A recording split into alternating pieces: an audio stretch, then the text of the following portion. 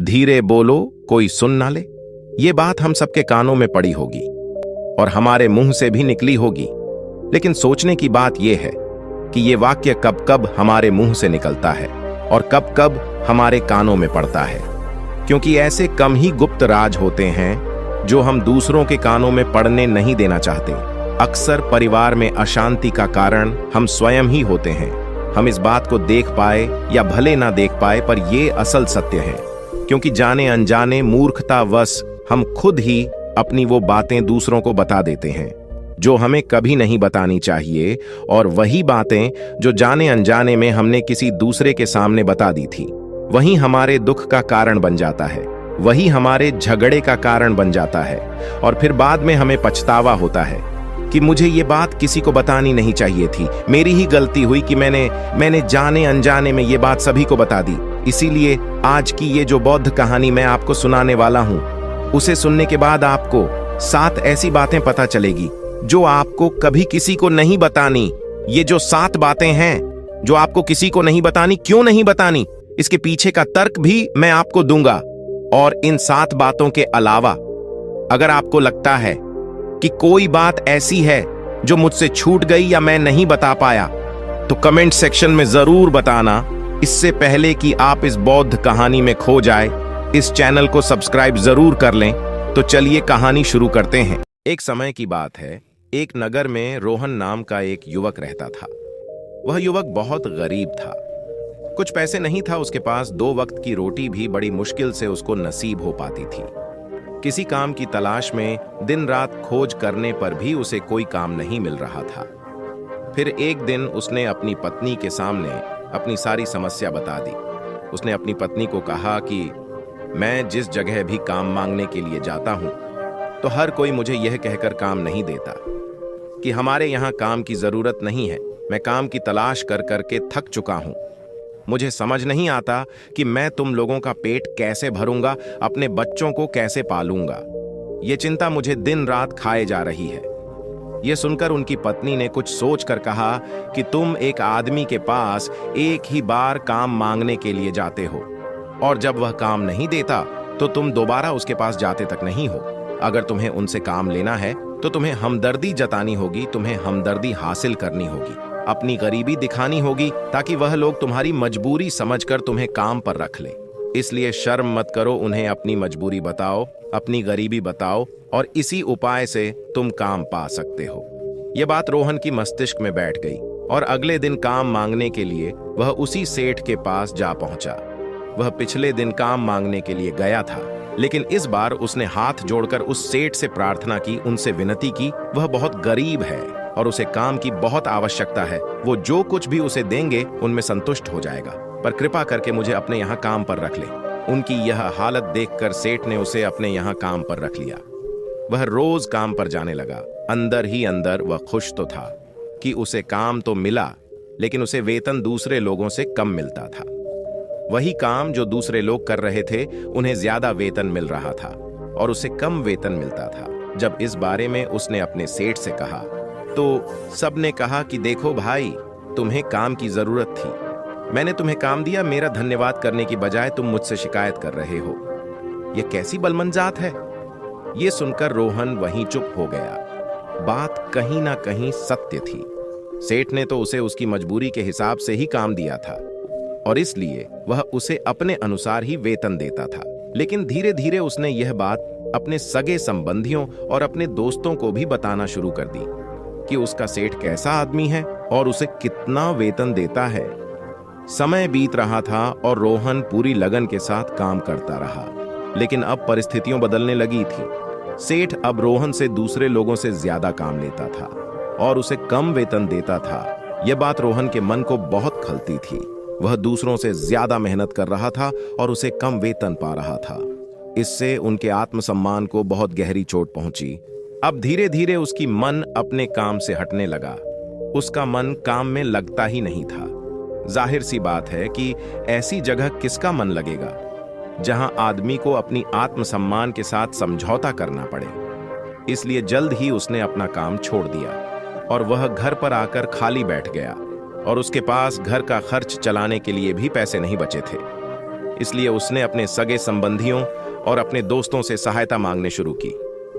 उनके दोस्त उनके सामने तो उसे दया का पात्र समझते थे, उसे दिलासा देते थे, लेकिन पीछे से उनका मजाक उड़ाते थे और कहते कि कितना बेवकूफ है, सेठ ने इतना काम लिया और बेचारे को पैसे भी नहीं। अरे हम इसको पैसे दे दे तो यह कल हमारा भी पैसा वापस कर पाएगा। इसकी ऐसी हालत है कि काम तो इसके पास कुछ है ही नहीं, पैसा कहां से लाकर देगा। और इसी वजह से रोहन की हालत दिन ब दिन खराब होती जा रही थी। अब वह दिन रात तनाव में रहने लगा था। वही दोस्त, वही सगे संबंधी जो उसके अपने होने का दिखावा करते थे, वह उसे दया का पात्र समझ रहे थे, उन्हें उस पर तरसा रहा था। सब लोग ध्यान तो बहुत देते थे, लेकिन कोई सहायता नहीं करता था। और अक्सर ऐसा ही होता है कि ध्यान देने वाला तो बहुत मिल जाते हैं, लेकिन मदद करने वाला कोई नहीं। एक दिन पता चला कि पड़ोस के गांव में एक बौद्ध भिक्षु आया है, जो बहुत ध्यानी है। रोहन इतना तनाव में था कि उसे कोई रास्ता नजर नहीं आ रहा था, इसलिए जाने अनजाने में उस बुद्ध भिक्षु के पास पहुंच जाता है। वहां पहुंचकर सीधे बुद्ध के पैरों पर गिरकर रोने लगता है। वह रोते रोते अपनी सारी परिस्थितियों बताता है, उसे बताता है कि किस तरह उसके सेठ ने उसका फायदा उठाया और उनके सगे संबंधी उनके साथ कैसा व्यवहार रखते हैं। सारी बातें सुनकर बुद्ध भिक्षु उसे कहा कि बच्चे, यहां सारी समस्या तुम्हारी बुद्धिहीनता और तुम्हारी मूर्खता के कारण हुई है। अगर तुम्हारे अंदर विवेक होता तो इनमें से एक भी समस्या तुम्हारी चित्त को दुखी नहीं कर सकती थी, लेकिन तुमने अपने अविवेक कारण, अपनी मूर्खता के कारण खुद ही अपने रास्ते में कांटे बिछा दिए। आज मैं तुम्हें 7 बातें बता रहा हूं जो भूल कर भी किसी को मत बताना, और इन बातों का अनुसरण करते हुए तुम बाहर से मिलने वाली दुखों को तो दूर कर सकते हो जो बेवजह दुनिया की वजह से तुम्हारे अंदर पनपते हैं। पहली बात जो किसी को नहीं बतानी चाहिए वह है कि अपनी मजबूरी का दिखावा करके दूसरों का दया का पात्र बनाकर उनकी सहायता लेने की गलती कभी मत करना। हो सकता है कि आज वह तुम्हारी मजबूरी देखकर तुम्हारी सहायता कर दे, लेकिन कल को तुम्हारे फायदा उठाने से भी नहीं चूकेगा, और अगर फायदा भी नहीं उठाया तो दूसरों के सामने तुम्हारा मजाक बनाने से वह आदमी कभी नहीं चूकेगा। इसलिए कभी भी अपनी मजबूरी का दिखावा मत करो। अगर घर में 2 रोटी है, सूखी रोटी है तो वही खाकर सो जाओ, लेकिन दूसरों को इसके बारे में भनक तक नहीं लगनी चाहिए। जरा आप खुद सोचो, मजबूरी बताने का क्या प्रयोजन होता है? एक इंसान का या तो वह दूसरों से सहानुभूति हासिल करना चाहता है या कोई आर्थिक मदद चाहता है, लेकिन अगर दोनों ही परिस्थितियों में आप देखें तो दूसरा आदमी आपका फायदा उठाने से नहीं चूकेगा। अगर वह फायदा नहीं भी उठेगा तो अपनी नजर में तो आपको मूर्ख ही समझेगा, बेवकूफ समझेगा, और दूसरों के सामने आपका मजाक तो जरूर बनाएगा। इसलिए अपनी मजबूरी के बारे में कभी भी किसी को मत बताना। दूसरी बात जो किसी को भी नहीं बतानी चाहिए वह है अपनी अतीत की गलतियां और भविष्य की रणनीतियां। जरा सोचो कि अगर हम अपने अतीत की गलतियां किसी दूसरे को बताते हैं तो उसका क्या प्रभाव होगा। वह गलतियां तो ठीक नहीं किया जा सकता, जाहिर है, तो उन्हें बताने का क्या प्रयोजन रह जाता है। अपने अंधेरे पक्ष को खुद दुनिया के सामने बता रहे हो, इससे उस आदमी की नजर में आपका चरित्र घटिया हो जाएगा और वह भविष्य में हमेशा आपको उस नजरिए से दिखेगा। इसलिए किसी भी आदमी की नजर में अपना चरित्र घटिया मत होने देना। और जरा सोचो कि आप व्यर्थ में ही अपने भविष्य की रणनीतियां दूसरों के सामने बता रहे हैं। जो लोग आपके काम का हिस्सा ही नहीं हैं, उनके सामने अपनी भविष्य की रणनीतियां, अपनी डींगे हकना का क्या फायदा? वह लोग आपकी सहायता तो नहीं करेंगे, लेकिन आपकी भविष्य की रणनीतियों में बाधा जरूर बन सकते हैं। आप खुद अपनी विवेक का इस्तेमाल करिए और सोचिए कि आपके साथ भी ऐसा हुआ है कि अपने अपनी भविष्य की रणनीतियां किसी को बताई हो और वह कामयाब ही ना हुई हो। जरूर हुआ होगा, जरा गौर से सोचिए। तीसरी बात किसी को भी नहीं बतानी चाहिए वह है अपने घर की बातें। जो भी हमारे घर के अंदर आपस में बातचीत होती है, हमारे माँ बाप के साथ, हमारी पत्नी के साथ, हमारे बच्चों के साथ, वह बातें परिवार तक ही सीमित रहनी चाहिए। अगर आप इन बातों का दूसरों के सामने ढिंढोरा पीटते हो तो दूसरे को आपके घर में घुसने का एक मौका मिल जाता है और वह इसका फायदा उठाने से कभी नहीं चूकेगा, हो सकता है। आपके परिवार के सदस्यों को आपसे दूर ले जाने की कोशिश करेगा। अक्सर ऐसा होता है, हम समाज में देखते हैं कि हम अपने घर के झगड़ों को कम करने के लिए उन झगड़ों को अपने पड़ोसियों और दूसरे सगे संबंधियों को बता देते हैं। लेकिन इससे आपको सहायता कभी नहीं मिली होगी, बल्कि आपके घर की लड़ाई झगड़ा और ज्यादा बढ़ गया होंगे, और वह जाहिर है वह बढ़ेंगे अगर आप अपने माँ बाप की बातें दूसरों को बताएंगे।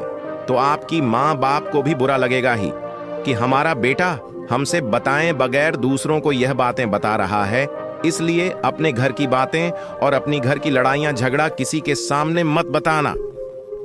अगली बात जो मैं आपको बताने जा रहा हूं, जो किसी को नहीं बतानी चाहिए, वो सुनने पर बहुत अजीब लग सकती है, लेकिन उसका सत्य भी मैं आपको एक तर्क के माध्यम से दूंगा। मैं कहता हूं कि अपनी आमदनी किसी को मत बताना। अब अपनी आमदनी ना बताने के पीछे क्या प्रयोजन हो सकता है? जरा सोचिए कि आप अपनी आमदनी अपने दोस्तों को बता देते हैं, तो जब आपके दोस्तों को जरूरत पड़ेगी तो सिर्फ आपको ही याद करेंगे, क्योंकि उनको पता है अगर आपकी आमदनी ज्यादा अच्छी है तो आप ही उनकी मदद कर सकते हैं, और इसलिए ज्यादा लोग सहायता मांगेंगे। और जब आप उनकी सहायता नहीं करेंगे तो वह सोचेंगे कि इस आदमी के पास पैसे हैं, वो मेरी सहायता कर सकता है, लेकिन यह सहायता नहीं कर रहा है, और इसीलिए आपकी आमदनी आप दोनों दोस्तों के बीच एक झगड़ा का कारण हो सकती है।